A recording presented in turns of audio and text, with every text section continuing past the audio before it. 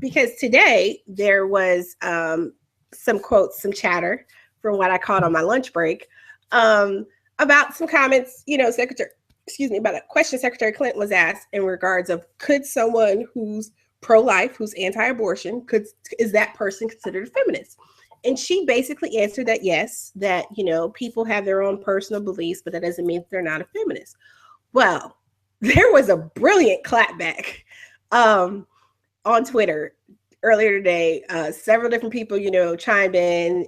Dr. Q and I in our private chat, we went back and forth a little bit about it too. But this notion that if you're anti-abortion, and are you still feminist?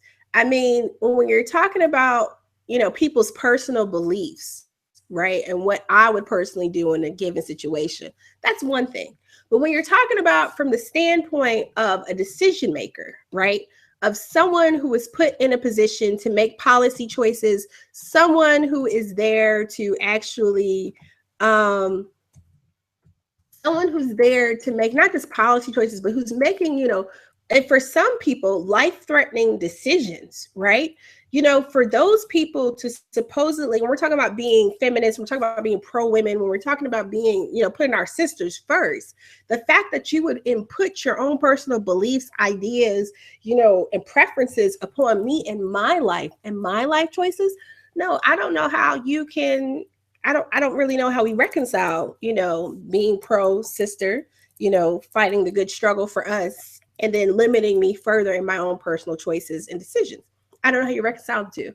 I think, though, that the issue with whether or not that person would still be a feminist and getting into these labels and stuff gets very tricky, right?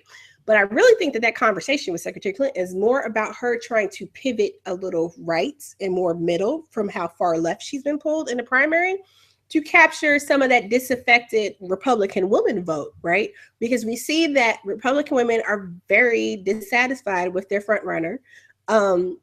And so by saying like, yes, we're all sisters, we can break bread. I feel like really like when it comes to this issue, like I said, it doesn't matter what my personal beliefs are from a legal standpoint. And this is a brilliant point made. And I'm trying to find the tweet to give the person the proper credit from earlier today. But from a legal standpoint, there is only one answer. So when we're talking about people who are in positions of authority, people who are policymakers, decision makers, lawmakers, presidential candidates, this whole, oh yeah, we can still braid each other's hair and be friends, even if we don't agree, that doesn't really work. Like, we do need bipartisanship and people need to cooperate, but I'm sorry, like for me personally, and I know for a lot of people out there, the idea of someone who's being pro-choice, and it was very interesting language, still looking for the tweet to give proper credit, but very interesting language used here. That when we're talking about in the political realm, the language should not be, pro-choice or pro-life. I mean, people who are pro-choice, as someone else pointed out on Twitter earlier today, people who are pro-choice are also pro-life. We're not necessarily having we might not be having the same pro-life discussion, but this is all about life at the end of the day. And yes, in the indecent sexlogian, Feminina, at Feminina. Sorry, sis, if I'm saying it wrong, but there is just a whole, at Feminina, there's just a whole long train of thought today about in response to this statement, and it is brilliant.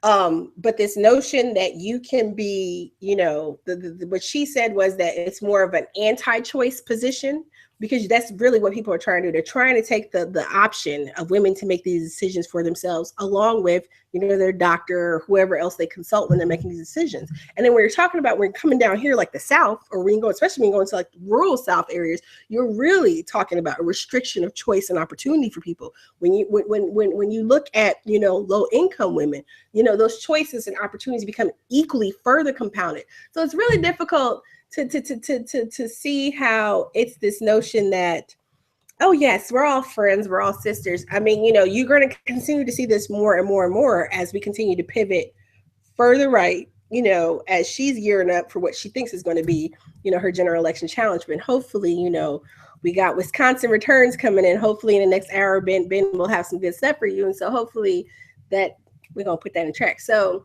moving on to my next story for the day.